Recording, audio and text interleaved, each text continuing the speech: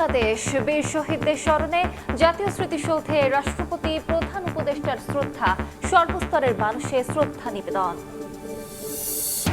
গণ অভ্যুত্থানে বাংলাদেশ পুনর্নির্মাণের সুযোগ এসেছে, বিজয় দিবসে বললেন আইন উপদেষ্টা। আসন্ন নির্বাচনে গণতন্ত্রের সুদৃঢ় ভিত্তি পাওয়ার আশা পরিবেশ উপদেষ্টার। ৫৪ বছর পার হলেও মুক্তি মেলেনি বেকারত্ব থেকে। দারিদ্র্য সীমার নিচে নামার ঝুঁকিতে ৬ কোটির বেশি মানুষ। আয় বৈষম্য ঘোচাতে না পারলে ধরা দেবে না অর্থনীতির কাঙ্ক্ষিত বিজয়। হাদিকে নিয়ে সিইসির বক্তব্যের ব্যাখ্যা দিল ইসি। এ হামলা বাধাগ্রস্ত করতে পারবে না নির্বাচন, বক্তব্যের ক্ষুব্ধ প্রতিক্রিয়া রাজনীতিকদের। এবং রাজধানী সায়দাবাদের একটি বস্তিতে সেনাবাহিনীর অভিযান, বিপুল পরিমাণ দেশীয় অস্ত্র, মাদকদ্রব্য এবং নগদ ১৮ লাখ টাকা জব্দ, ১১ জন আটক।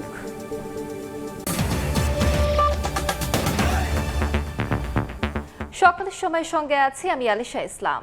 মহান বিজয় দিবসে জাতীয় স্মৃতিসৌধে ফুল দিয়ে শ্রদ্ধা নিবেদন করেছেন রাষ্ট্রপতি মোহাম্মদ শাহাবুদ্দিন এবং অন্তর্বর্তী সরকারের প্রধান উপদেষ্টা ডক্টর মোহাম্মদ ইউনূস। সূর্যোদয়ের সঙ্গে সঙ্গে সাভারের জাতীয় স্মৃতিসৌধে জাতির শ্রেষ্ঠ সন্তানদের প্রতি শ্রদ্ধা জানান তারা। রাষ্ট্রপতি সকাল ৬টা ৩৩ পুষ্পস্তবক অর্পণের পর বীর শহীদদের প্রতি শ্রদ্ধা জানাতে সেখানে কিছুক্ষণ নীরবে দাঁড়িয়ে থাকেন। এ সময় সেনা, নৌ ও বিমান বাহিনীর একটি চৌকস দল রাষ্ট্রীয় সালাম প্রদর্শন করে এবং বিয়োগলে করুণ সুর বেজে ওঠে। পরে সকাল ৬টা ৫৭ দিকে ফুল দিয়ে বীর শহীদদের প্রতি শ্রদ্ধা জানান প্রধান উপদেষ্টা ডক্টর মোহাম্মদ ইউনূস। পুষ্পস্তবক অর্পণের পর ১৯৭১ সালের মহান মুক্তিযুদ্ধের বীর শহীদদের স্মৃতির প্রতি বিনম্র শ্রদ্ধা জানিয়ে কিছু সময় নীরবে দাঁড়িয়ে থাকেন প্রধান উপদেষ্টা।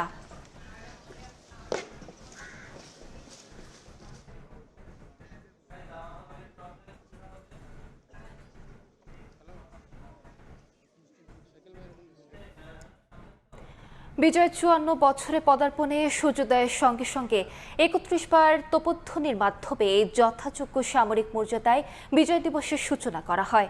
রাজধানীর পুরাতন বিমানবন্দরে বাংলাদেশ সেনাবাহিনীর একটি আর্টিলারি রেজিমেন্টের ৬টি গান থেকে এই বিশেষ গান স্যালুট প্রদর্শন করা হয়। মহান মুক্তিযুদ্ধে যাদের আত্মত্যাগ আমাদের স্বাধীনতা এনে দিয়েছিল, জাতির সেই শ্রেষ্ঠ সন্তানদের প্রতি সশস্ত্র বাহিনীর সামরিক অভিবাদন। এই তোপধ্বনির পরপরই জাতীয় কর্মসূচির অংশ হিসেবে সাভার জাতীয় স্মৃতিসৌধে পুষ্পস্তবক অর্পণের মাধ্যমে শুরু হয় জাতির শ্রেষ্ঠ সন্তানদের প্রতি শ্রদ্ধা নিবেদন পর্ব। প্রথমে রাষ্ট্রপতি, এরপর প্রধান উপদেষ্টার পক্ষ থেকে পুষ্পার্ঘ্য অর্পণ করা হয়।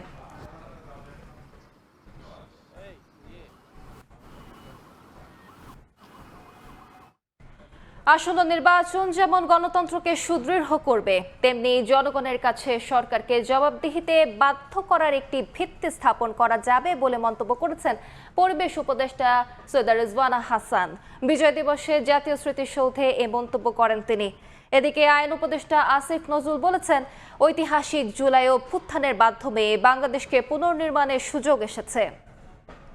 নির্বাচনের মাধ্যমে একটা ভিত্তি স্থাপন হবে, যে ভিত্তিটা গণতন্ত্রকে যেমন সুদৃঢ় করবে, তেমনি জনগণের কাছে সরকারকে জবাবদিহি করতে বাধ্য করবে এবং একটা বৈষম্যহীন শোষণমুক্ত সমাজ গড়ার যে স্বপ্নটা আমাদের এখনো রয়ে গেছে, অধরা রয়ে গেছে, সেটা আমরা পূর্ণতার দিকে নিয়ে যাওয়ার যাত্রাটা শুরু করতে পারব। আমাদের সে অসামান্য বীর মুক্তিযোদ্ধাদের অবদান, আমাদের দেশ গড়ার যে প্রত্যয়, সেগুলি সব মনে পড়ে এবং এই ১৬ ডিসেম্বরের যে প্রত্যয়, সেটা আমাদের মধ্যে ছিল দেখেই আমরা এই ঐতিহাসিক জুলাই গণ অভ্যুত্থানের মাধ্যমে বাংলাদেশকে পুনর্নির্মাণের একটা সুযোগ করে নিতে পেরেছি। মহান বিজয় দিবসে জাতির শ্রেষ্ঠ সন্তান ৭১-এর বীর শহীদদের শ্রদ্ধা ভরে স্মরণ করছে জাতি। এই মুহূর্তে সাভারের জাতীয় স্মৃতিসৌধে আছেন শাতিলা শারমিন এবং ফারুক ভুঁইয়া রবিন। সরাসরি যাচ্ছি তাদের কাছে। দর্শক, আমন্ত্রণ জানাচ্ছি সাভার থেকে জাতীয় স্মৃতিসৌধ প্রাঙ্গণে। আমি দাঁড়িয়ে আছি শাতিলা শারমিন, আমার সঙ্গে রয়েছেন আমার সহকর্মী ফারুক ভুইয়া রবিন। আমরা সারাদিন জুড়েই এখান থেকে জানানোর চেষ্টা করব, আপনাদের সরাসরি দেখানোর চেষ্টা করব কিভাবে আসলে এই বিজয় দিবস আমরা উদযাপন করছি। 54 বছর যে 54 বছর হয়ে গেল বিজয়ের, বাঙালির সেই বিজয়ের উৎসবকে আসলে 54 বছর পরে এসে কিভাবে পালন করা হচ্ছে সেটি কিন্তু একটি দেখার বিষয়। এত বছর আগে আমরা স্মরণ করছি সেই 20 শ্রেষ্ঠ সন্তানদের, যাদের প্রাণের বিনিময়ে, যাদের সাহসের কারণে, যাদের দীপ্ত প্রত্যয়ের কারণে আসলে এই কঠিন পথ পাড়ি দিয়ে বাংলাদেশ স্বাধীন হয়েছিল, একটি নতুন জাতিরাষ্ট্রের গঠন হয়েছিল। এবং সেই জাতিরাষ্ট্রের গঠনের সময়টি কিন্তু ছিল খুবই কম, অর্থাৎ সম্মুখ যে যুদ্ধ, সেই যুদ্ধ হয়েছিল মাত্র 9 মাস। কিন্তু এই যুদ্ধ কি শুধু 9 মাস হয়েছিল? না, এই যুদ্ধের পিছনে রয়েছে একটি বড় ইতিহাস। সেই বড় ইতিহাসের সাক্ষী করে, সেই বড় ইতিহাসকে স্মরণ করেই এই জাতীয় স্মৃতিসৌধর 7টি স্তম্ভ। রবিন, আমরা একটু আগে বলছিলাম আসলে 7টি স্তম্ভের যে আসলে অর্থ, কিন্তু এর পরে যদি একটু তাকাতে হয় তাহলে স্বাধীনতার পরে, আসলে বিজয়ের পরে এই জাতিরাষ্ট্রের প্রাপ্তির জায়গায় আমরা কতদূর এগোতে পেরেছি? একটি বিষয় তো অবশ্যই, যে আমাদের সবচেয়ে বড় প্রাপ্তি হলো যে আমরা একটি স্বাধীন জাতিরাষ্ট্রের বা একটি স্বাধীন দেশের নাগরিক, নিজের ভাষায় আমরা কথা বলতে পারছি। অর্থাৎ আমাদের যে রাষ্ট্র পরিচালনা, সেখানে আমরা আমাদের মাতৃভাষায় সেটি আসলে যে পরিচালনা করা সম্ভব হচ্ছে। তো এই রকম, এবং নিজের যে ভাষা সংস্কৃতির সেটিকে সর্বস্তরে প্রতিষ্ঠা করা, মানে সেটি তো অবশ্যই আমাদের জন্য একটি বড় প্রাপ্তি। কিন্তু আবার যদি অন্যদিকে যদি আমরা দেখতে যাই, যে আমাদের যে মৌলিক অধিকারের যে বিষয়গুলো রয়েছে, কিংবা আমাদের যে মানে নাগরিকদের যে মৌলিক অধিকার নিশ্চিত করা, কিংবা সেখানে যে বিভিন্ন জায়গাতে অবকাঠামো থেকে শুরু করে খাদ্য নিরাপত্তা থেকে শুরু করে অন্যান্য ক্ষেত্রে যে উন্নয়নগুলো যেগুলো রয়েছে, সেইগুলোর ক্ষেত্রে আমরা যদি একটু বলতে যাই, সেখানে তো নিশ্চয়ই আমাদের যত টাকা প্রাপ্তি দরকার, অনেক প্রাপ্তি নিশ্চয়ই হয়েছে। কিন্তু একটি প্রশ্ন থেকে যায় যে আমাদের যতটা প্রাপ্তি দরকার ছিল সেটা কি আমাদেরকে হয়েছে কিনা, বা আমাদের যেই যারা মুক্তিযুদ্ধের জন্য লড়াই সংগ্রাম করেছিলেন, তারা যে স্বপ্ন দেখেছিলেন সেই জায়গাটা থেকে যতটুকু তাদের আকাঙ্ক্ষার জায়গা ছিল, ঠিক ততটুকু আকাঙ্ক্ষার জায়গাগুলোকে আমরা পূরণ করতে পেরেছি কিনা, সেই প্রশ্নটা কিন্তু একটি বড় প্রশ্ন থেকেই যায়। আরেকটা বিষয়ের দিকে আসলে দৃষ্টি দিতে চাই আপনার, সেটি হচ্ছে যে এই যে মৌলিক অধিকারগুলো কিংবা মানবাধিকারগুলো রক্ষা, সেই জায়গার পরে একটা জিনিস থেকে যায় যে দেশের উন্নয়ন, উন্নতি এবং সমৃদ্ধির জায়গায় সবচেয়ে বড় বাধা যে প্রতিটি ক্ষেত্রে যে প্রবল দুর্নীতির যে ছায়া, সেই ছায়ার বিরুদ্ধে কিন্তু এই বিজয়ের এত বছর পরে এসে 24-এ একটি গণ অভ্যুত্থান হলো। সেই গণ অভ্যুত্থানে যেমন বৈষম্য বিলোপের কথা বলেছে তরুণরা, তেমনি কিন্তু তারা বলেছে যে তারা এমন একটি দেশ দেখতে চায় যেই দেশে আসলে সাম্য, ন্যায্য এবং হচ্ছে বৈষম্যটা দূর হয়ে দুর্নীতি মুক্ত একটি রাষ্ট্র তারা চান, এবং তারা সব কিছুর একটা সংস্কার চেয়েছেন। এই যে সংস্কারের যে প্রক্রিয়াগুলো, সেগুলো আমরা একটা দীর্ঘ সময় ধরে এই প্রক্রিয়ার মধ্যে দিয়ে যেতে দেখলাম বাংলাদেশকে। এখন নির্বাচনের পথে বাংলাদেশ এগোচ্ছে। তো এই যে গত 1.5 বছরের যে একটি যাত্রা, সেই যাত্রায় বারবার কিন্তু বলা হয়েছে যে বিজয়ের যে অর্থ, পূর্ণ যে অর্থ, সেই অর্থ এখনো অর্জন করেনি বাংলাদেশ। আমি একটা জায়গায় আপনারকে করতে চাই আলোচনার খাতিরেই বলা যে বিজয় অর্জন করার চেয়ে আসলে রক্ষা করা তো অনেক কঠিন। সেই জায়গা থেকে বাংলাদেশ কি রক্ষার জায়গায় কতদূর এগোতে পেরেছে? একটি বিষয় যে নিশ্চয়ই, মানে আমরা আসলে যে কিছু প্রাপ্তির কথা যখন বলছিলাম, তো সেখানে নিশ্চয়ই কিছু কিছু জায়গাতে তো মানে অনেক বড় ধরনের উন্নতি নিশ্চয়ই হয়েছে। বিশেষ করে আমরা যদি মানুষের ব্যক্তিগত জীবন যাপন বা জীবন মানের কথা যদি বলতে যাই, সেটি যে একটা সময় যে পর্যায়ে ছিল সেখান থেকে আজকের যে পর্যায়ে এসেছে সেটি নিঃসন্দেহে একটি বড় একটি মানে অগ্রগতি, সেটি বলতেই হবে।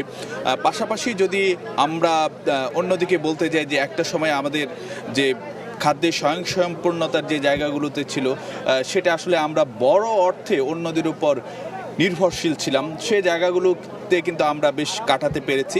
তো এরকম বেশ কিছু জায়গা রয়েছে যেগুলোতে আমরা অবশ্যই যে গৌরব করার মতন, এবং এখানে যে অর্থনীতির যে ভিত্তি সেটি আমরা যখন স্বাধীন জাতিরাষ্ট্র হিসেবে, যখন আমাদের জাতি হিসেবে যখন আমাদের যাত্রা শুরু হয় সেখান থেকে আজকে যেখানে এসেছি সেখানে নিঃসন্দেহে একটি বড় একটি জায়গাতে আমরা এসেছি, অর্থনীতি একটি মানে উল্লেখ করার মতন একটি জায়গাতে পৌঁছেছে। কিন্তু তারপরে যে কথাগুলো বলেছেন যে কাঙ্ক্ষিত যে জায়গাগুলো ছিল সে জায়গাগুলোতে আমরা এসেছি কিনা, বা আমাদের যে মানে দুর্নীতির যে জায়গাগুলো, বৈষম্যের যে জায়গাগুলো, সেটি তো আমরা এখনো পর্যন্ত কাটাতে পারিনি। এবং অন্যদিকে যে বিষয়টি হলো যে 1971 সালে বাঙালি যখন মানে মুক্তিযুদ্ধে নেমেছিল তার পিছনে যে বড় যে লম্বা ইতিহাস ছিল তার মধ্যে কিন্তু একটি জাতীয়তাবাদী আন্দোলনের মধ্য দিয়েই তো আমরা মুক্তিযুদ্ধে এসেছে, এবং সেখানে কিন্তু একটি বড় একটি প্রশ্নের জায়গা ছিল যে মানুষের গণতান্ত্রিক অধিকার। আমরা নিশ্চয়ই জানি যখন 1970 সালে যখন নির্বাচিত জনপ্রতিনিধিদের কাছে ক্ষমতা হস্তান্তর করা হয়নি, তারপরে কিন্তু যে মানুষ মানে ফুঁসে উঠতে শুরু করে, এবং সেটাই কিন্তু যে বাঙালিকে ধীরে ধীরে মুক্তিযুদ্ধের দিকে নিয়ে যায়। তো সেই গণতন্ত্রের যে জায়গাটা সেটিও কিন্তু যে বারবার সময় ফিরে আনছি। আমরা দেখতে পাচ্ছি, আপনি দেখেন যে অনেক মানুষ চলে এসেছেন। আসলে শুধুমাত্র বিভিন্ন রাজনৈতিক, সামাজিক, সাংস্কৃতিক সংগঠন আমরা দেখতে পাচ্ছি, সাধারণ মানুষও এসেছেন, সন্তানকে কোলে নিয়ে অভিভাবক এসেছেন, এবং এই যে এক ধরনের সর্বস্তরের শ্রেণী পেশার মানুষের যে এখানে ছুটে আসা এবং বিজয়কে উদযাপনের জন্য একসঙ্গে এক জায়গায় মিলিত হওয়ার যে একটি এই যে আচারই বলবো, যেটি আমরা দীর্ঘ বছর ধরে পালন করে আসছি, সেই দৃশ্যটি কিন্তু অসাধারণ।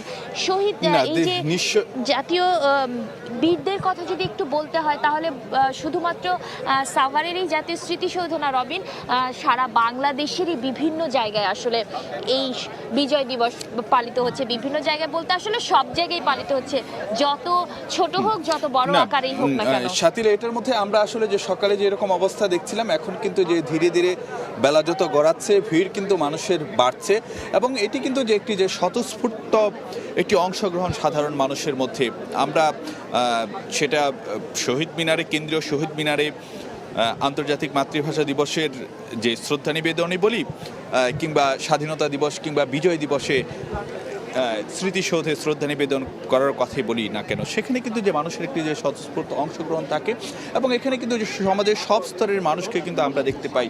আমরা কিন্তু একদিকে যেমন দেখছিলাম যে বিভিন্ন, এখন যেটি দেখা যাচ্ছে যে বিভিন্ন বিশ্ববিদ্যালয়গুলোর মানে শিক্ষার্থীরা তারা কিন্তু আসছেন, মানে তাদের যে বিভিন্ন রকম ব্যানারে কিন্তু যে সেই বার্তাই দেখছে, কিন্তু তার পাশাপাশি আমরা এমন কিছু মানুষ দেখছি একেবারে যে খেটে খাওয়া মানুষ, তারাও কিন্তু এই যে শ্রদ্ধা জানানোর যে মিছিলে তারা সামিল হয়েছেন এখানে, এবং ছোট ছোট শিশুদেরও কিন্তু যে দেখা যাচ্ছে যে তারা তাদের অভিভাবকরা তাদেরকে সঙ্গে নিয়ে এসেছে।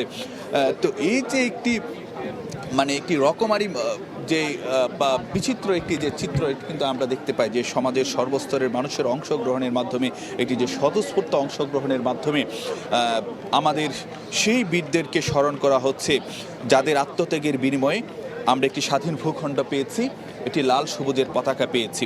এবং এখনও কিন্তু আমরা যেটি দেখতে পাচ্ছি যে বিভিন্ন রাজনৈতিক, সামাজিক, সাংস্কৃতিক সংগঠনের যে প্রতিনিধিরা তারাও কিন্তু যে এখানে আসছেন, এবং তাদের মধ্যে বা তাদের কথাবার্তায়ও কিন্তু আমরা যেটি দেখতে পাচ্ছি, একদিকে যেমন তারা যে স্বাধীন ভূখণ্ড নিয়ে যেমন গৌরব করছেন এবং গৌরবের কথা বলছেন, ঠিক একইভাবে বিভিন্ন ক্ষেত্রে যে বাংলাদেশের অর্জন, অগ্রগতি, সেগুলো তাদেরকে গর্বিত করছে এমন কথা যেমন বলছেন, ঠিক একইভাবে অনেক ক্ষেত্রে যে এখনও বিভিন্ন মানে আমাদের নানা স্বপ্ন এবং আকাঙ্ক্ষা যে এখনো অধরা রয়ে গেছে, সেই কথাগুলোও কিন্তু যে তারা বলছেন, এবং একই সঙ্গে আগামীর জায়গায় নানা প্রত্যাশার কথাও কিন্তু যে তাদের কথাই উঠে আসছে। গত 1.5 বছর ধরে আসলে এক ধরনের অনিশ্চয়তার মধ্যে দিয়ে জাতি চলছে, সেই জায়গা থেকে শঙ্কা, অনিশ্চয়তা এবং সবকিছুর মধ্য দিয়ে এক ধরনের গণতান্ত্রিক মুক্ত মুক্তির যে আকাঙ্ক্ষা সেই জায়গাটা আসলে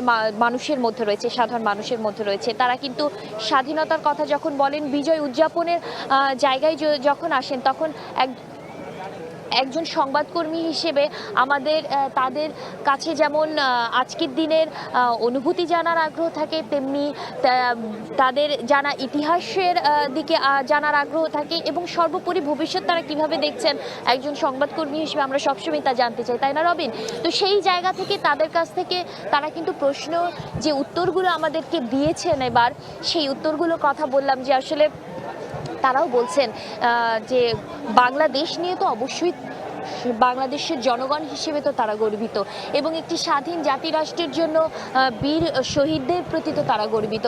তারপরে যে নেতারা ছিলেন, যে যারা মুক্তিযুদ্ধকে ঠিক বাঙালি জাতিকে মুক্তিযুদ্ধ পর্যন্ত নিয়ে এসেছেন, নেতৃত্ব দিয়েছেন, এবং তারপরে যে একটি জাতি রাষ্ট্র গঠন হয়েছে, সেই আত্মত্যাগ, সংগ্রাম সব কিছুর কথাই তারা স্মরণ করছেন। এবং স্মরণ করার পরে তারা এটাও বলছেন যে ভবিষ্যতের দিকে তাকালে গণতান্ত্রিক যেমন মুক্তি, গণতান্ত্রিক যে স্বাধীনতা, গণতান্ত্রিক যে ভোটাধিকার প্রয়োগ, সেই জায়গায় যেমন তারা বাংলাদেশকে দেখতে চান, নিজের ভোটাধিকারটা প্রয়োগ করতে চান, তেমনি তারা উন্নয়ন অগ্রগতির দিকেও এগিয়ে যেতে চান।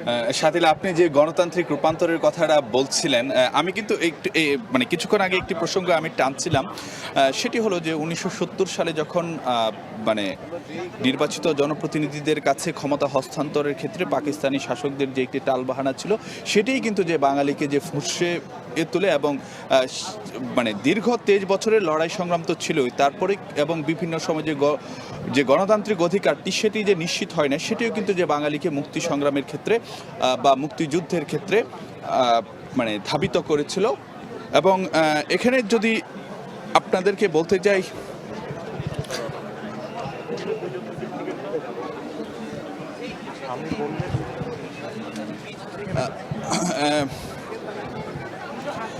এখানে যে সেই পাকিস্তান আমলেও কিন্তু যে গণতান্ত্রিক যে লড়াই সংগ্রাম সেটি নানানভাবেই হয়েছে, কিন্তু তারপরে কিন্তু যে গণতান্ত্রিক যে আকাঙ্ক্ষা সেটি কিন্তু সাধারণ মানুষের মধ্যে ছিল, এবং যে এই স্বাধীন বাংলাদেশেও নানান সময় কিন্তু যে গণতন্ত্র নানাভাবে হুঁচট খেয়েছে। তো সেই জায়গাতেই মানুষের যেটি প্রত্যাশা, যে জনগণের মালিকানা যদি জনগণের কাছে ফিরিয়ে দিতে হয়, তাহলে আসলে যে গণতন্ত্রের কোনো বিকল্প নেই। আচ্ছা, এখানে যেটি বলতে হয় রবিন, সেটি হচ্ছে যে দেখেন, আজকের এই যে জাতীয় স্মৃতিসৌধে যখন আমরা দাঁড়িয়ে আছি, লোকারণ্য হয়ে গেছে জাতীয় স্মৃতিসৌধ, তখন কিন্তু এই যে মুক্তিযুদ্ধকে লালন করা, ধারণ করা এবং সেই চেতনায় সামনে এগিয়ে যাওয়ার যে প্রত্যয় প্রতি বছর ব্যক্ত করা হয়, সেই প্রত্যয়টাই কিন্তু আমরা দেখতে পাচ্ছি। এবার গতবারও আমরা এসেছিলাম, মনে হচ্ছে যে এবারে সকালবেলায় অনেক বেশি লোক চলে এসেছেন। তো আসলে মানুষের সংখ্যা আরও বাড়বে, আরও ভিড় হবে, এবং শহীদদের প্রতি শ্রদ্ধা জানতে মানুষ প্রতি বছরের মতো এবারও ছুটে আসবেন। ফিরছি আবারও এখানকার সর্বশেষ খবর নিয়ে। জাতীয় স্মৃতিসৌধে শহীদদের প্রতি শ্রদ্ধা জ্ঞাপনের খবর জানাচ্ছিলেন সহকর্মীরা। ৭১ লাখো শহীদের আত্মত্যাগে পাওয়া বাংলাদেশ ৫৪ বছর আগে বাঙালির অসীম সাহসিকতা দিয়েই রচিত হয়েছিল স্বাধীনতার পটভূমি। এই সময়ে দেশের আর্থসামাজিক সব সূচকই পাল্টে গেছে। কথিত তলাবিহীন ঝুড়ি এখন বিশ্ব অর্থনীতির নতুন বিস্ময়। বিশ্লেষকরা মনে করেন, সুশাসন, বৈষম্য হ্রাস, শিক্ষার মান নিশ্চিত করে রাজনীতির সঠিক পথে থাকলে সব অর্জনই সম্ভব। মানসুর হক ও শাহিনুর রহমানের ছবিতে বিজয় দিবসের গল্প জানাচ্ছেন রৌনক নিয়ন্তা।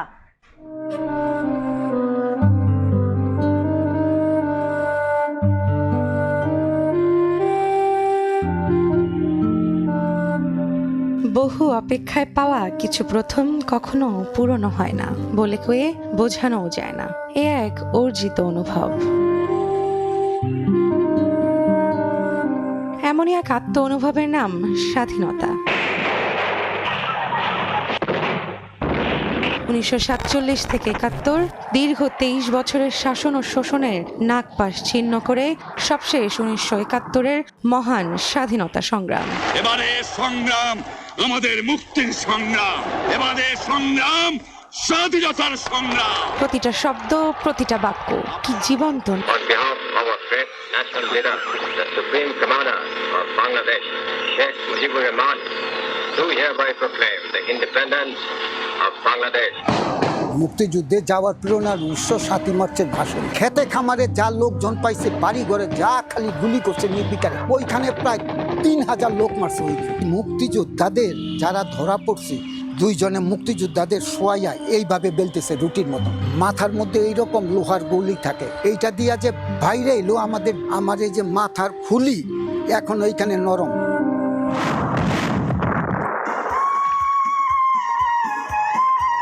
অতঃপর 9 মাসে 30 লাখ শহীদ ও 2 লাখ মা বোনের সম্ভ্রমের বিনিময়ে পৃথিবীর মানচিত্রে উদিত হয় স্বাধীন সার্বভৌম বাংলাদেশের। দেশ তো মায়ের মতোই মমতায় আগলে রাখে সন্তানদের। 17 কোটি মানুষের খাদ্যের যোগান দিচ্ছে ছোট্ট এই ভূখণ্ড। জনসংখ্যা পরিণত হচ্ছে সম্পদে। মানুষের শ্রমঘামে মজবুত ভিত পেয়েছে অর্থনীতি। তবে মুদ্রার ও পিঠের গল্পটা ভিন্ন। দৃশ্যমান রাষ্ট্রীয় অর্থ পাচার, লুটপাট, দুর্নীতি আর আম জনতার গলা চেপে ধরার চিত্র। যে স্বপ্নটা ছিল যে এমন একটা দেশ হবে যেখানে বৈষম্য থাকবে না, যেখানে নিপীড়ন থাকবে না, যেখানে আধিপত্য থাকবে না। এখনও বাংলাদেশে এত জিডিপি বাড়লো, কিন্তু মানুষের যে অপমানজনক জীবন, তার যে বৈষম্য মধ্যে যে শিকার, নিরাপত্তাহীনতার শিকার, শিক্ষা চিকিৎসার ব্যাপারে সম্পূর্ণ অনিশ্চয়তা, এগুলোর মধ্যে মানুষ আছে। তরুণ প্রজন্মের ভাবনার জগতেও আছে দেশ, প্রকৃতি, ইতিহাসের বিজয় গাথা। দীর্ঘ 9 মাসের পর আমরা যে বিজয়টা অর্জন করেছি, সেটা মানে বাঙালি সবসময় সেটা ধারণ করেই এই জায়গায় আসলে কিন্তু দেশত্ববোধ, দেশের প্রতি মায়া, ভালোবাসা, শ্রদ্ধা, এই জিনিসগুলো বোঝা যায়। এই দিনকে আমি মনে প্রাণে ধারণ করি। জাতীয় ঐক্য ও সহিষ্ণুতার মধ্য দিয়ে আরও এগিয়ে যাবে দেশ, এমন প্রত্যাশা সবার।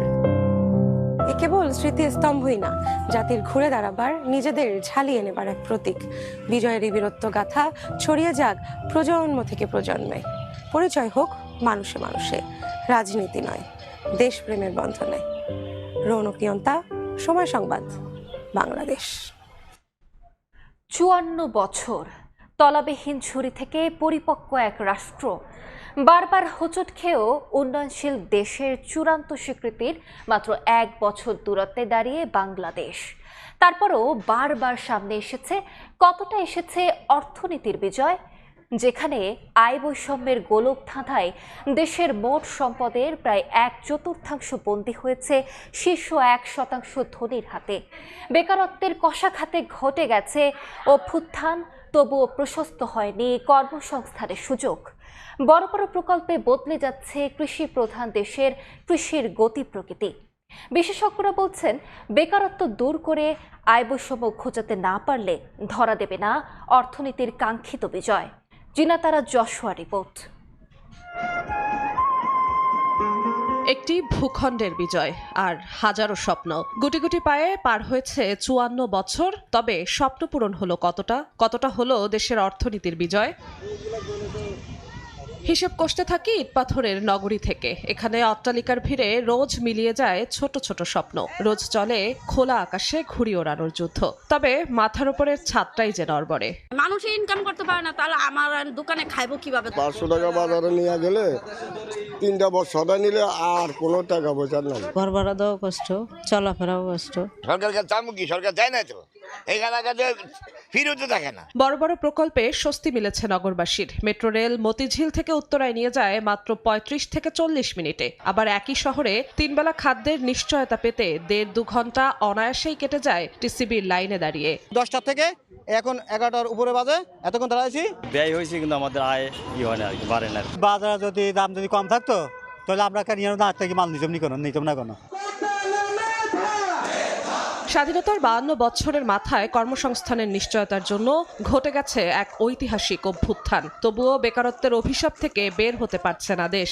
আশা করেছিলাম যে এরপরে হয়তোবা এই বেকারদের ভাগ্য উন্নয়নের জন্য পরবর্তীতে কোনো কাজ করা হবে। আমি একটা সাবজেক্টে পড়েছি, আমার পছন্দের সাবজেক্ট নিয়ে পড়াশোনা করেছি, সেই সাবজেক্ট অনুযায়ী আমি জব পাইতেছি না। নভেম্বরে প্রকাশিত হওয়া বিশ্ব ব্যাংকের এক প্রতিবেদন বলছে, যে কোনো সময় দারিদ্র্য সীমার নিচে নেমে যাওয়ার ঝুঁকিতে আছে 6,20,00,000 মানুষ। 2023 থেকে 2024 সালের মধ্যে 20 লাখ কর্মসংস্থান কমেছে। 2025 সালে আরও 8 লাখ কর্মসংস্থান কমার আশঙ্কা রয়েছে। ডিসেম্বরে প্রকাশিত ওয়ার্ল্ড ইনইকুয়ালিটি রিপোর্ট 2026-এর তথ্য, দেশের মোট সম্পদের প্রায় 1/4 রয়েছে সবচেয়ে ধনী 1% মানুষের হাতে। স্বাধীনতার পর অর্থনীতি ঘুরে দাঁড়িয়েছিল যেই কৃষিতে ভর করে ফিরতে চাই সেই তেপান্তরের মাঠে। ঋণের জালে আটকা কৃষকের অভিযোগ পাচ্ছেন না শ্রমের যথাযথ মূল্য। দাম তো তেমন নাই, যে মূল্য বুনছিলাম মূল্যে দাম পেলাম না, মূল্য উঠে ফেলাই দিছি। সরকার যদি সারের দাম কমাই দেয়, বেশি দাম কমাই দেয়, তাহলে আমাদের একটু আসান। ঋণ করে গরু পালতেছি, ক্ষেত থুয়ে দাম পাইলে তো কৃষক চলাচল ভালো চলে। বিশেষজ্ঞরা বলছেন অর্থনীতির কাঙ্ক্ষিত বিজয় অর্জনে ঘোচাতে হবে আয় বৈষম্য, লাগাম টানতে হবে বেকারত্বের। আমাদের যা অর্জন হয়েছে এটা আমি মনে করি যে এটাতে আমাদের গর্বিত হওয়ার অনেক কিছু আছে, বাট একটা অন্তর্ভুক্তিমূলক উন্নয়ন, কর্মসংস্থান, বিনিয়োগ, এইটার সংশ্লেষ করে বাংলাদেশকে সামনের দিকে 21শ শতাব্দীতে এগিয়ে যেতে হবে। সামাজিক খাতে অবশ্য ব্যয় বাড়িয়েছে সরকার, সেখানেও শুভঙ্করের ফাঁকি। বিশ্বব্যাংকের তথ্য, সবচেয়ে দরিদ্র 20% পরিবারের মাত্র অর্ধেক সামাজিক সহায়তা পায়। 54 বছর যে ভূখণ্ডকে তুলনা করা হয়েছিল তলাবিহীন ঝুড়ির সঙ্গে, সেই ভূখণ্ড এখন পরিপক্ক এক রাষ্ট্র। কখনো হোঁচট খেয়েছে, আবার কখনো মাথা তুলে দাঁড়িয়েছে। তবে কোথাও বড় পার্থক্য রয়ে গেছে সুষম বন্টনে। তাই তো বিশেষজ্ঞরা বলছেন বিজয় মানে বৈষম্য দূর করা, বিজয় মানে অর্থনৈতিক স্বাধীনতা নিশ্চিত করা। তাই তো লাল সবুজের প্রতিটি মানুষের একটাই প্রত্যাশা, বিজয় পূর্ণতা পাক বাংলাদেশে। জিন্নাতারা যশোয়া, সময় সংবাদ, ঢাকা। ময়মনসিংহে বিজয় দিবসের আনুষ্ঠানিকতা নিয়ে জানাতে যোগ দিচ্ছেন রিপোর্টার ওবায়দুল হক। সরাসরি যাচ্ছি তার কাছে।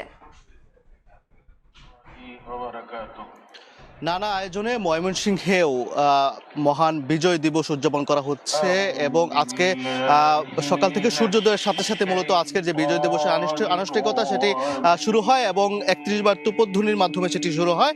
পরবর্তীতে আমরা দেখেছি যে মহান মুক্তিযুদ্ধের বীর শহীদদের শ্রদ্ধা নিবেদনের মাধ্যমে আসলে সর্বস্তরের মানুষ বীর শহীদদের স্মরণ করে। আমি এখন আছি ময়মনসিংহ জেলা স্টেডিয়ামে। এখানে যে শ্রদ্ধা নিবেদন শেষে যে কুচকাওয়াজের যে আয়োজন সেটি কিন্তু ইতিমধ্যে শুরু হয়েছে এবং আমরা দেখতে পাচ্ছি যে কোরআন তেলাওয়াতের মাধ্যমে এই কুচকাওয়াজ শুরু হয়েছে এবং এই কুচকাওয়াজে অংশ নিতে কিন্তু এখানে বাংলাদেশ পুলিশ, আনসার ও গ্রাম প্রতিরক্ষা বাহিনী, কারারক্ষী, ফায়ার সার্ভিস এবং আনন্দমোহন কলেজ বিএনসিসি, এছাড়াও রয়েছে গার্লস গাইড সহ বিভিন্ন শিক্ষা প্রতিষ্ঠানের যারা বিএনসিসির যারা সদস্য রয়েছে তারা কিন্তু এখানে কুচকাওয়াজের জন্য কিন্তু হাজির হয়েছেন এবং কোরআন তেলাওয়াত শেষে এখানে জাতীয় সঙ্গীত এবং পরবর্তীতে পতাকা এবং বেলুন উত্তোলনের মধ্য দিয়ে এই কুচকাওয়াজ আনুষ্ঠানিকতা শুরু হবে। এখানে বিভাগীয় কমিশনার, জেলা প্রশাসন, ডিআইজি, পুলিশ সুপার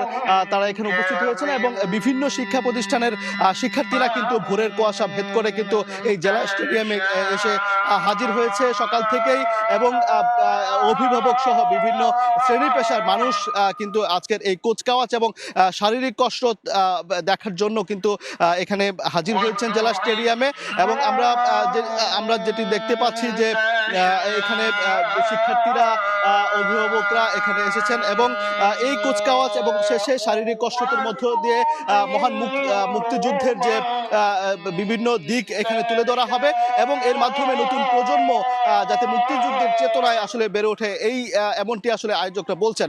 তো এই ছিল ময়মনসিংহের জেলা স্টেডিয়াম থেকে কুচকাওয়াজের সবশেষ খবরাখবর। সরাসরি যুক্ত ছিলাম ময়মনসিংহে। শরীফ ওসমান হাদিকে গুলির ঘটনা বিচ্ছিন্ন, ভোটের সময় দু একটি খুন হতেই পারে। প্রধান নির্বাচন কমিশনারের এমন বক্তব্যে রাজনীতির মাঠে যখন তোলপাড়, তখন ব্যাখ্যা দিল নির্বাচন কমিশন। সোমবার রাতে ইসির সংবাদ বিজ্ঞপ্তিতে বলা হয়, সিইসি তার বক্তব্যে বোঝাতে চেয়েছেন হাদির উপর হামলা নির্বাচন বাধাগ্রস্ত করতে পারবে না। এদিকে সিইসির বক্তব্যের ক্ষুব্ধ প্রতিক্রিয়া জানান বিভিন্ন দলের শীর্ষ নেতা। বলেন, এমন দায়িত্বহীন বক্তব্যের পর সিইসি আর দায়িত্বে থাকতে পারেন না। তফসিল ঘোষণার পরদিনই গুলিবিদ্ধ ঢাকা ৮ আসনের সম্ভাব্য প্রার্থী ওসমান হাদি। এমন পরিস্থিতিতে সোমবার সকালে রাজধানীর গুলশানে এক অনুষ্ঠানে যোগ দিয়ে সিইসি বলেন, ভোটের আগে দু একটি বিচ্ছিন্ন ঘটনা ঘটতেই পারে। আইনশৃঙ্খলা অবনতি হলো কোথায়? একটু মাঝে মধ্যে দুই একটা খুন খারাপি হয়, যে হাদির একটা ঘটনা হয়েছে, আমরা এগুলো বিচ্ছিন্ন ঘটনা বলে মনে করি। আগে কি আহসানুল্লাহ মাস্টার টিভির আসার খুন হন নাই? ইলেকশন এই ধরনের ঘটনা হয় বাংলাদেশে, এগুলো নতুন কিছু না। এই বক্তব্যের জেরে রাজনীতিতে তোলপাড়। এর পরিপ্রেক্ষিতে রাতে সিইসির বক্তব্যের ব্যাখ্যা দেয় নির্বাচন কমিশন। সংবাদ বিজ্ঞপ্তিতে বলা হয়, সিইসি তার বক্তব্যে বোঝাতে চেয়েছেন হাদির উপরে হামলা নির্বাচন বাধাগ্রস্ত করতে পারবে না। এ সময় দোষীদের বিরুদ্ধে কঠোর ব্যবস্থা নেওয়ার নির্দেশ দেওয়ার পাশাপাশি হাদির দ্রুত আরোগ্য কামনা করা হয়। এর আগে বিকেলে কেন্দ্রীয় শহীদ মিনারে সর্বদলীয় সমাবেশে বক্তারা বলেন, হাদির উপর হামলাকে বিচ্ছিন্ন ঘটনা বলার পর আর দায়িত্বে থাকতে পারে না সিইসি। যে ইলেকশন কমিশন এই কথা বলে, সেই ইলেকশন কমিশনার দায়িত্বে থাকার কোন নৈতিক অধিকার থাকে না। অবিলম্বে তিনি তার এই বক্তব্য প্রত্যাহার করবেন। আমরা বাংলাদেশে একটি সুষ্ঠু নির্বাচনের পরিবেশ চাই। প্রধান নির্বাচন কমিশনারকে বলতে চাই, ওই চেয়ারে থেকে এরকম দায়িত্বহীন কথা বলা যায় না। কি করে আপনি বলতে পারলেন এটা বিচ্ছিন্ন ঘটনা? তফসিল ঘোষণার পরের দিন একজন জাতীয় সংসদ সদস্য পদপ্রার্থী বাংলাদেশের মানুষের চেতনার প্রতীককে প্রকাশ্য দুপুরে গুলিবিদ্ধ করা কখনো বিচ্ছিন্ন ঘটনা হতে পারে না। জাতীয় প্রেস ক্লাবে বিজয় দিবস উপলক্ষে আলোচনা সভায় যোগ দিয়ে সিইসির বক্তব্যের কঠোর সমালোচনা করেন জামাতের আমির। জাতি তার এই বক্তব্যকে মোটেই ভালোভাবে গ্রহণ করে। রাষ্ট্রের গুরুত্বপূর্ণ দায়িত্বে যারা আছেন তাদের সকলের কাছে বিনয়ের সাথে অনুরোধ করব, আপনারা কেউ দায়িত্ব জ্ঞানহীন কোনো আচরণ এই জাতির সাথে করবেন না। বক্তারা বলেন, ২৪-এর অভ্যুত্থান শুধু ইতিহাসের অংশ নয়, এটি এখন দেশের অস্তিত্বেরও অংশ। রায়দুল ইসলাম শুভ, সময় সংবাদ, ঢাকা। এদিকে ওসমান হাদিকে হত্যা চেষ্টার মূল অভিযুক্ত ফয়সাল করিম মাসুদের ঘনিষ্ঠ সহযোগী কবিরকে গ্রেফতার করেছে র্যাব। সোমবার রাতে বিষয়টি নিশ্চিত করে র্যাব। এর আগে একই দিন সকালে ফতুল্লার বক্তাবলী এলাকা থেকে তাকে গ্রেফতার করা হয়। র্যাব জানায়, এ সময় মূল অভিযুক্ত ফয়সাল করিম মাসুদের স্বাক্ষরকৃত বিপুল পরিমাণ চেক বই এবং গুরুত্বপূর্ণ ইলেকট্রনিক ডিভাইস উদ্ধার করা হয়। অভিযানে এর আগে আরও ২ জন সহযোগীকে আটক করা হয়। পরে ৩ জনকে উদ্ধার করা আলামত সহ পুলিশের কাছে হস্তান্তর করা হয়েছে। তদন্তে এসব আলামত গুরুত্বপূর্ণ ভূমিকা রাখবে বলে জানিয়েছে আইন শৃঙ্খলা বাহিনী। কবির কার্যক্রম নিষিদ্ধ দল আওয়ামী লীগের অঙ্গ সংগঠন স্বেচ্ছাসেবক লীগের আদাবর থানার ১০০ নম্বর ওয়ার্ডের যুগ্ম আহ্বায়ক। তার বিরুদ্ধে অস্ত্র, মাদক ব্যবসা, ডাকাতি, চাঁদাবাজি ও কিশোর গ্যাংয়ের নেতৃত্ব দেওয়ার অভিযোগ রয়েছে বলেও জানায় র্যাব। রাজধানীর সায়দাবাদ ওয়াসা পাম্প সংলগ্ন বস্তি এলাকায় অভিযান চালিয়ে বিপুল পরিমাণ দেশীয় অস্ত্র, মাদকদ্রব্য এবং নগদ ১৮ লাখ টাকা জব্দ করেছে সেনাবাহিনী। অভিযানে মোট ১১ জনকে আটক করা হয়। রাত ১২টার দিকে ৯ম পদাতিক ডিভিশনের অধীনস্থ ১৫ ইস্ট বেঙ্গল ব্যাটালিয়ন এই অভিযান পরিচালনা করে। এলাকাবাসীর অভিযোগ, প্রকাশ্যে মাদক বিক্রি এবং অস্ত্রের ভয় দেখিয়ে সাধারণ মানুষের কাছ থেকে টাকা আদায় করত একটি চক্র। এতে দীর্ঘদিন আতঙ্কে ছিলেন স্থানীয়রা। সেনাবাহিনী জানায়, আটকরা দীর্ঘদিন ধরে সংঘবদ্ধভাবে দেশীয় অস্ত্র ও মাদক ব্যবসার সঙ্গে জড়িত ছিল। সেনাবাহিনী আরও জানায়, এসব অপরাধের মাধ্যমে অর্জিত অর্থ বিভিন্ন সময় চাঁদাবাজির টাকা হিসেবে বিভিন্ন স্থানে পাচার করা হতো। আমরা এখানে সবসময় চলাচল করি, তো এদের আতঙ্কিতে আমরা এখানে যাইতে পারি না। এরা এমনও সময় গেছে যে আমাদের চাকু ধরে এরা টাকা পয়সা নিয়ে নেয়। আমরা যখন ফল ব্যবসা করে আসি, ওরা সন্ধ্যার পরে এরা চাকু ধরে। নির্বাচনের আগে এমন একটা অভিযান, আমরা খুবই খুশি। আমরা এলাকাবাসীর পক্ষ থেকে সেনাবাহিনীকে অনেক ধন্যবাদ জানাই। এই কাজগুলো করে এরা বিপুল পরিমাণ অর্থ তারা জমা করে এবং এগুলো বিভিন্ন সময় মাসোহারা হিসাবে, বিভিন্ন চাঁদাবাজের অর্থ হিসাবে, বিভিন্ন কাজ হিসাবে এই অর্থগুলো বিভিন্ন জায়গাতে পাচার হয়। ১৮ লক্ষ টাকা আমরা আজকে জব্দ করেছি। আমরা এই ঘটনার জন্য টোটাল ১১ জনের মতো আটক করে আমরা থানা পুলিশের কাছে সোপর্দ করেছি। মহান বিজয় দিবস উপলক্ষে চট্টগ্রাম জেলা স্টেডিয়ামে কুচকাওয়াজ অনুষ্ঠিত হচ্ছে। এই মুহূর্তে সেখানে আছেন রিপোর্টার শফিকুল আলম। সরাসরি যাচ্ছি তার কাছে। শফিকুল, কমিশনার জিয়াউদ্দিন আহমেদ আছে এবং পুলিশের ঊর্ধ্বতন কর্মকর্তারা আছে। কিছুক্ষণ আগে কিন্তু বেলুন উড়িয়ে এই মহান বিজয় দিবসের যে ডিসপ্লে চট্টগ্রামের যে স্টেডিয়ামে হচ্ছে, যারা স্টেডিয়াম মাঠে, সেটির উদ্বোধন করেছেন এবং এই মুহূর্তে জেলা প্রশাসক বক্তব্য রাখছেন। আমরা জানিয়ে রাখি, এই যে আপনি দেখতে পাচ্ছেন এখানে বিভিন্ন আইন শৃঙ্খলা বাহিনী, পুলিশ, এই যে আনসার সদস্য, বিজিবি, এই যে সব সংস্থার সমন্বয়ে কিছুক্ষণ পরে কিন্তু এই জেলা স্টেডিয়াম মাঠে একটি ডিসপ্লে হবে, মনোমুগ্ধকর ডিসপ্লে। যেটি একটি দেখার মতো। পরবর্তীতে এখানে বিভিন্ন যে সংগঠন রয়েছে পার্বত্য চট্টগ্রাম থেকে বিভিন্ন সাংস্কৃতিক সংগঠন এবং স্কুল থেকে কিন্তু বিভিন্ন দলে বিভক্ত হয়ে তারা এখানে নাচ গানে কিন্তু তুলে ধরবে, অর্থাৎ মুক্তিযুদ্ধের যেই স্মৃতি যে কি ঘটেছিল সেখানে সেই বিষয়গুলো এখানে তুলে ধরবেন। ইতিমধ্যে কিন্তু বিভিন্ন দলে বিভক্ত হয়ে তারা কিন্তু মাঠের পেছনে রয়েছে। তো জেলা প্রশাসনের পক্ষ থেকে, সিটি কর্পোরেশনের পক্ষ থেকে, বিভিন্ন সংস্থার পক্ষ থেকে কিন্তু আজকে বিজয় দিবস উপলক্ষে নানা কর্মসূচি পালন করা হচ্ছে। ডিসি পার্কে কিন্তু সেখানে কিন্তু জেলা প্রশাসক কিছুক্ষণ আগে অর্থাৎ ভোরে কিন্তু সেখানে ফুল দিয়ে শ্রদ্ধা নিবেদন করেছেন। সেখানে মেয়র গিয়েছিলেন এবং পুলিশ ঊর্ধ্বতন কর্মকর্তারা দিয়ে, অর্থাৎ চট্টগ্রামের বিভিন্ন এলাকায় কিন্তু বিভিন্ন জায়গায় কিন্তু এই যে আজকে মহান বিজয় দিবস ওকে শহীদদের প্রতি শ্রদ্ধা নিবেদন জানানো হচ্ছে এবং বিভিন্ন স্মৃতিসৌধ কিন্তু ফুল দিয়ে দেওয়া হচ্ছে। আমরা ভোর থেকে দেখেছিলাম চট্টগ্রামের যে ডিসি পার্ক রয়েছে সেখানে কিন্তু মানুষের ঢল, সর্বস্তরের মানুষ সেখানে গিয়েছেন এবং কিছুক্ষণ পরে কিন্তু বিকেল 10টার দিকে, সকাল 10টার দিকে টিটো ইনস্টিটিউটে আরেকটি মুক্তিযোদ্ধাদের পুরস্কার বিতরণী একটা অনুষ্ঠান রয়েছে চট্টগ্রাম সিটি কর্পোরেশনের পক্ষ থেকে। তা আমরা এখন দেখতে পাচ্ছি সেই কুচকাওয়াজ অর্থাৎ প্যারেড ইতিমধ্যে শুরু হয়ে গেছে এবং আইনশৃঙ্খলা রক্ষা বাহিনীর সদস্য তারা যখন এখানে মাঠে চারপাশে যখন প্যারেডে অংশ নেবেন কিন্তু একটি মনোমুগ্ধকর একটি দৃশ্যের অবতারণা হবে। মূলত এই যে প্যারেড, সেই কুচকাওয়াজ সেটি দেখার জন্য কিন্তু এখানে হাজারো দর্শকরা এসেছেন এই মাঠে। তো এই ছিল আজকে মহান বিজয় দিবস উপলক্ষে চট্টগ্রাম থেকে সর্বশেষ তথ্য। সরাসরি যুক্ত ছিলাম চট্টগ্রামে। সচল ডিজিটাল মিটার খুলে লাগানো হচ্ছে প্রিপেইড মিটার, অথচ নেসকোর নিয়ম অনুযায়ী কোনো সচল মিটার প্রতিস্থাপনের সুযোগ নেই। নানা কৌশলে, নানা অজুহাতে গ্রাহকদের অনেকটা বাধ্য করা হচ্ছে প্রিপেইড মিটার প্রতিস্থাপনে। এসব মিটার বন্ধে উত্তরাঞ্চল জুড়ে আন্দোলন চললেও আমলে নিচ্ছে না কর্তৃপক্ষ। আন্দোলনকারীরা বলছেন, বিগত সরকারের লুটপাটের এই প্রকল্প অবিলম্বে বন্ধ করতে হবে। শাকিল মাহমুদের ছবিতে নাজবুল ইসলাম নিশাতের রিপোর্ট। ডোমার পৌরসভার ময়দানপাড়ায় 2 দিনে 300টি প্রিপেইড মিটার প্রতিস্থাপন করেছে নেসকো। একই সঙ্গে আগের সচল ডিজিটাল মিটারও খুলে নিয়ে গেছে। গ্রাহকরা প্রতিবাদ করলেও তা আমলে নেয়নি নেসকো কর্তৃপক্ষ।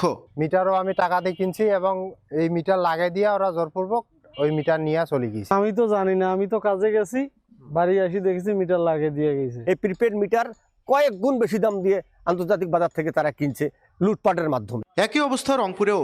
গ্রাহকদের আপত্তি সত্ত্বেও প্রতিস্থাপন করা হচ্ছে প্রিপেইড মিটার, জানিয়ে তৈরি হয়েছে চরম ক্ষোভ। আন্দোলনেও নামেন গ্রাহকরা। সেই সরকারের আমলে নেওয়া যে প্রকল্প, সেই প্রকল্প এই নতুন দেশে কিভাবে বাস্তবায়িত হয়। উল্টাপাল্টা বুঝাই দিয়ে মিটার লাগাই দিয়ে আসছে, এরপরে বিদ্যুৎ নাই, এখন রিচার্জ করার জন্য কার্ডের দোকান খোঁজো। অথচ বিদ্যুৎ, জ্বালানি ও খনিজ সম্পদ মন্ত্রণালয়ের এক চিঠিতে স্পষ্ট উল্লেখ রয়েছে, শুধুমাত্র নষ্ট ও নতুন সংযোগের ক্ষেত্রে প্রিপেইড মিটার স্থাপন করা যাবে। তবে তা আমলে না নিয়ে এসব মিটার স্থাপনে অনেকটা বাধ্য করছে নেসকো। এমনকি বিদ্যুৎ বিলের কাগজেও লিখে দেওয়া হয়েছে মিটার পরিবর্তনের কথা। বিষয়টি জানতে রংপুর নেসকো অফিসের একজন কর্মকর্তার দ্বারস্থ হই। তবে ক্যামেরায় সরাসরি কথা না বললেও জানান এটি উচ্চ পর্যায়ের সিদ্ধান্ত। এটা বলা হয়েছে যে শুধুমাত্র এই প্রিপেইড মিটার ধারাই ওটা পরিবর্তন করতে হবে, আর যেটা মানুষের বাসায় আছে সেটা আমরা মানুষের সাথে কথা বলে পরিবর্তন করতে। আন্দোলনকারীরা বলছেন, গ্রাহকদের জিম্মি করে এই ধরনের প্রকল্প গণবিরোধী। প্রিপেইড মিটার স্থাপনের জন্য যে মরিয়া হয়ে উঠেছে, আমরা বলছি যে কার স্বার্থে জবরদস্তিমূলক কায়দায় নেসকো কর্তৃপক্ষ এভাবে এটি পারে না। বিদ্যুৎ, জ্বালানি ও খনিজ সম্পদ মন্ত্রণালয়ের প্রচারিত বিজ্ঞাপনে প্রিপেইড মিটার ব্যবহারে গ্রাহকদের জন্য সাশ্রয়ী হওয়ার কথা বললেও 1 নম্বরে বলা আছে পোস্টপেড এবং প্রিপেইড মিটারে বিদ্যুৎ খরচ একই সঙ্গে প্রতি মাসে সিঙ্গেল ফেজে 40 টাকা এবং 3 ফেজে 250 টাকা হারে মিটার ভাড়া কর্তন করা হবে। তবে তা কতদিন কর্তন করা হবে তার কোনো সময় নির্ধারণ করা হয়নি। নাজমুল ইসলাম নিশাত, সময় সংবাদ, রংপুর। মহান বিজয় দিবস উপলক্ষে কুচকাওয়াজ চলছে বরিশালে। আমরা সরাসরি যুক্ত হচ্ছি সেখানে।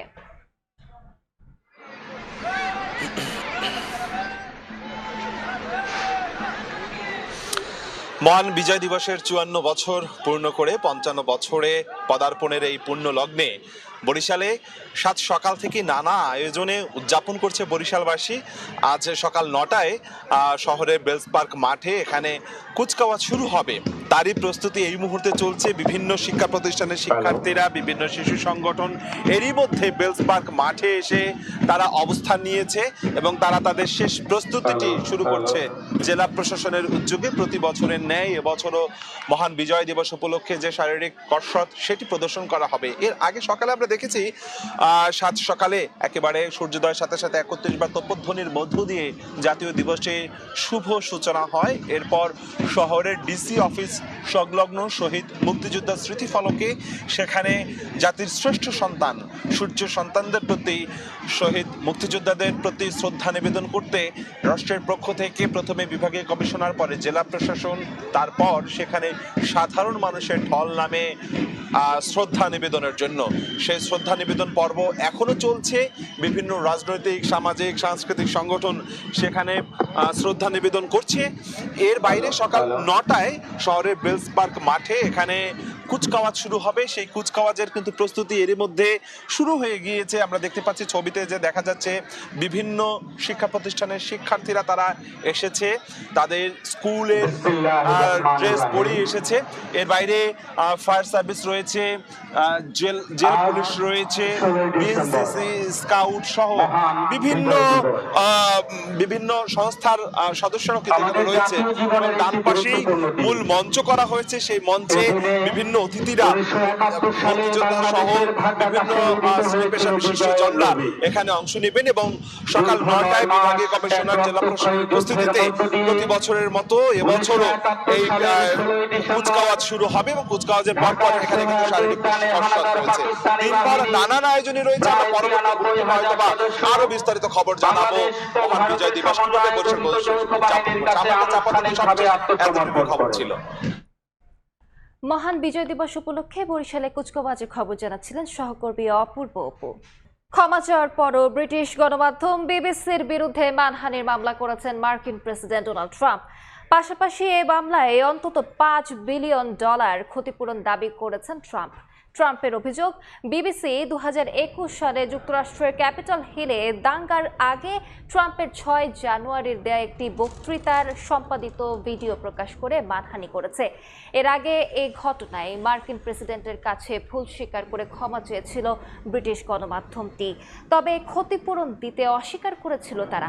গণমাধ্যমটির বিরুদ্ধে মামলার পর এর কোনো আইনগত ভিত্তি নেই বলে দাবি করেছে বিবিসি।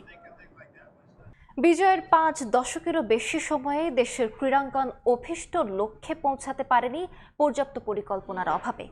এমনটাই মনে করেন মুক্তিযুদ্ধে অবদান রাখা কিংবদন্তি ক্রীড়াবিদরা। যা নিয়ে আক্ষেপ থাকলেও স্বপ্ন দেখেন দ্রুতই নিজেদের কাঙ্ক্ষিত জায়গায় পৌঁছাবে বাংলাদেশ। তবে 24-এর 5 অগাস্টের পর কতটা পরিবর্তন এসেছে ক্রীড়াঙ্গনে, সেই হিসেব এখনই করতে নারাজ তারা। স্বাধীন বাংলাদেশে গেল 54 বছরে প্রাপ্তি অপ্রাপ্তির অনেক হিসেব নিকেশ আছে। তবুও প্রত্যাশা সহজ সমীকরণের মতো হিসেব মিলে যাবে একদিন। অন্তত ক্রীড়াঙ্গন নিয়ে এমন প্রত্যাশা রাখাই যায়। যদিও বিজয়ের 5 দশকেরও বেশি সময়ে বাংলাদেশ বিশ্ব ক্রীড়ার মোড়ল হিসেবে নিজেদের প্রতিষ্ঠা করতে পারেনি কোনো ডিসিপ্লিনেই। যে ক্রিকেট নিয়ে একটু আশা ভরসা, সেটাও সীমাবদ্ধ হাঁসফাঁস আর আফসোসে। ফুটবল সহ অন্যান্য স্পোর্টসগুলোর অবস্থা একই রকম। প্ল্যানিংয়ে আরও একটু বেশি পেশাদারি তো থাকলে আমি মনে করি আরও ভালো হইতো। খুব সুন্দরভাবে যদি আমরা গোছাইতে পারতাম, জুনিয়র লেভেল থেকে নিয়ে একেবারে সিনিয়র লেভেল পর্যন্ত। টার্গেটটা তো আপনার ঠিক থাকতে হবে এবং টার্গেটটা উল্টাপাল্টা টার্গেট তো করলে হবে না। এখানে টেকনিক্যাল ব্যাপার আছে কিছু। এইটা গেলে হয়তো আমরা এশিয়াতে এখান থেকে স্বর্ণপদক আনতে পারবো। 24-এর 5 আগস্টের পর নতুন স্বপ্ন নিয়ে এগুচ্ছে বাংলাদেশ। দিন বদলের হাওয়ায় প্রত্যাশা ছিল হয়তো বাঁক বদল করবে ক্রীড়াঙ্গন। যদিও এত অল্প সময় প্রাপ্তি অপ্রাপ্তির জটিল সমীকরণে যেতে নারাজ ক্রীড়াঙ্গনের কিংবদন্তিরা। 1 বছর তো কোনো এটা কোনো সময়ই না। খেলাটা ঠিক, সব খেলা ঠিক ওই সময় মতন চালু আছে কিনা, এটা হচ্ছে ইম্পর্টেন্ট। 1 বছরে আপনি কিছু করে দিতে পারবেন না। যে জায়গায় আমাদের থাকার কথা ছিল আমরা ঠিক ওই জায়গায় পৌঁছেছি, কিন্তু আমাদের পারফরমেন্সগুলো ধারাবাহিক হচ্ছে না। আমরা একবার উঠে আসতেছি, আবার দেখা যাচ্ছে আবার একটা ধাক্কা খেয়ে আবার নেমে যাচ্ছি। একাত্তরের স্বাধীনতা যুদ্ধে খেলার মাধ্যমে যারা অবদান রেখেছেন তাদের চেতনা যদি সঠিক উপায়ে কাজে লাগানো যেত নিশ্চয়ই তার ইতিবাচক প্রভাব পড়ত ক্রীড়াঙ্গনে। এস এম ইকবাল, সময় সংবাদ, ঢাকা। এই ছিল সকালের সময়।